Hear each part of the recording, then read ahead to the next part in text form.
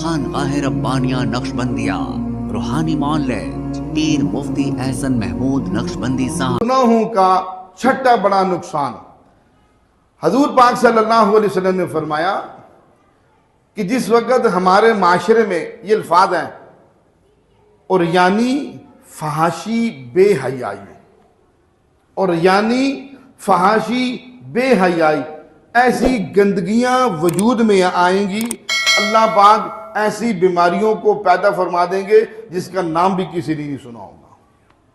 آج ایسی بیماریاں آ گئی کہ لوگ نام تک نہیں سنتے، اچھا یہ بھی بیماری ہے، یہ بھی بیماری ہے۔ کس وجہ سے؟ اور یعنی فحاشی بے حیائی کی وجہ سے۔ اب دیکھ لیں ہمارا ملک پاکستان اسلام کے نام پر بنا ہوا مسلمانوں کا ملک ہے، کس درجے کی بے حیائی ہے ہمارے یہاں۔ ہمارے سوشل میڈیا پر، ٹک ٹاک پر، فیس بک پر، ان چیزوں پر کس درجے کی بے حیائی ہے۔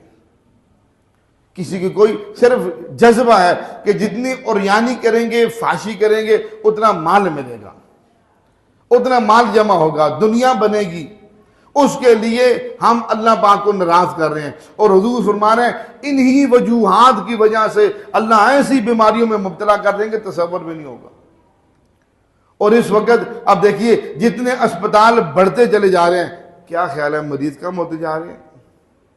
بتائیے بھائی، جتنے ہمارے اسپتال بڑھتے جا رہے ہیں، اسپتال اعلیٰ سے اعلیٰ بنتے جا رہے ہیں، ان کے اندر اعلیٰ سے اعلیٰ مشینیں لائی جا رہی ہیں، کیا ان سب کی وجہ سے بیماریاں کم ہوتی جا رہی ہیں؟